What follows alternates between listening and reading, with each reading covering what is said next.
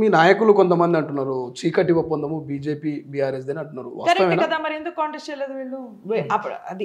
అది మీ ఎదుర్కొనే ఉంది, నెంబర్స్ అన్ని they are in front of you. But ఆ చీకటి ఒప్పందం ఇప్పుడే కాదు, మనకి అసెంబ్లీ ఎలక్షన్ లో కూడా కనిపించింది, మనకి వాళ్ళ కరప్షన్ కేసెస్ లో కనిపిస్తుంది. వాళ్ళు ఎందుకు వాళ్ళకి అగేన్స్ట్ గా బీఆర్ఎస్ నేతలకు అగేన్స్ట్ గా ఎందుకు మూవ్ అవ్వట్లేదు?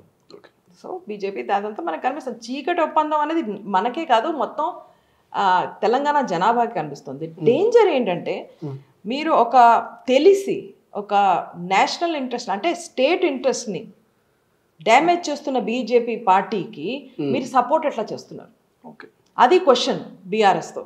మీరు ఎప్పుడైతే ఇప్పుడు బడ్జెట్లో ₹1 ఇవ్వలే మనకి, ఒక్కొక్క ప్రాజెక్ట్ కోసం మన ఆనరబుల్ చీఫ్ మినిస్టర్ ఎన్నిసార్లు వెళ్ళి వాళ్ళని రిక్వెస్ట్ చేసినా కూడాను వాళ్ళు ఎప్పటికీ మనకి ఎంత హై రెవెన్యూ ఉన్నా కూడా, Telangana is a very high revenue state, అయినా కూడా మనకి రిటర్న్లో ఏమి ఇవ్వట్లేదు. అలాంటి బీజేపీని మీరు how are you supporting? That is the question for BRS. రెండోది, తెలంగాణ ప్రజల ముందర ఇది క్లియర్ డేంజర్, ఒకటి క్లియర్ డేంజర్ ఉంది. ఏంటి? మీరు గనక బీఆర్ఎస్ వైపు ఏ రకంగా కొంచెం అయినా కూడా సపోర్ట్ చేస్తే వాళ్ళు విజృంభిస్తారు, వాళ్ళు డివైజివ్ విభజన చేసే పాలిటిక్స్ చేస్తారు. అలాగే తెలంగాణ అంటే ఏ రకమైన ప్రేమ లేదు వాళ్ళకి. ఫైనాన్స్ మినిస్టర్ నిర్మలా గారు ఒక్క మాట కూడా అనలేదు తెలంగాణ గురించి ఆవిడ స్పీచ్లు.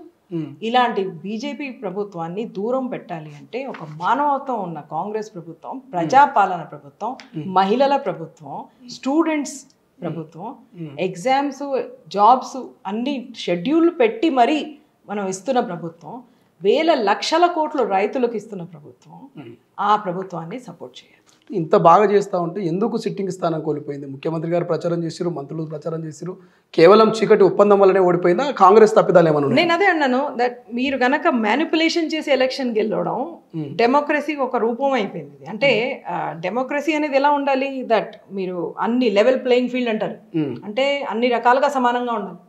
కానీ ఆ సమానత్వం ఉండదు కదా, ఎందుకంటే మీరు వేల కోట్ల డబ్బులు ఖర్చు చేయడం, లేకపోతే ఇన్ఫ్లుయెన్స్ పెట్టడం, వీటన్నిటితో సమానంగా ఉండదు పరిస్థితి. సో మీరు కూడా కొంచెం ఇన్వెస్టిగేట్ చేయాలి, ఏ రకమైన బెదిరింపులు, ఏ రకమైన ఫోర్స్ ఇంటర్నల్లీ ఇండైరెక్ట్గా యూజ్ అయింది. బట్ క్లియర్గా ఒకటి మటుకు చెప్పాలి, మన MLC election it is not అంటే ఒక రిఫ్లెక్షన్ కాదు, గ్రౌండ్ రియాలిటీ రిఫ్లెక్షన్ కాదు. ఎక్కడైతే మనకి గ్రౌండ్ రియాలిటీ ఎలా ఉందో గ్రామాల్లో కానీ ఈ డిస్ట్రిక్ట్స్లో కానీ ఎక్కడైతే ఎలక్షన్ అయిందో దానికిను ఎమ్మెల్సీ ఎలక్షన్ రిజల్ట్స్కి నా ఉద్దేశంలో ఏమి సంబంధం. బిగ్గెస్ట్ టాస్క్ మీ ముంగల్ ఉన్నది రాబోయినటువంటి కొన్ని రోజుల్లోనే మనకు జిహెచ్ఎంసీ ఎన్నికలు. జిహెచ్ఎంసీ అనగానే మీరు సనత్ నగర్ కాంటెస్టెడ్ ఎమ్మెల్యేగా ఉన్నారు కాబట్టి ఒక టాస్క్ అని చెప్పి గతంలో 4 కాస్త 44 దాకా తీసుకుపోయింది బీజేపీ. ఇప్పుడు ఎమ్మెల్సీ ఢిల్లీ ఎన్నికలు ఇవన్నీ చూస్తూ ఉంటే ఇంకా మరింత జోసుకుపోతామని చెప్తాం. ఎట్లా ఫైట్ చేస్తారు కాంగ్రెస్ పార్టీ నాయకులు? నేను ఒక సింపుల్ ఎగ్జాంపుల్ చెప్తాను.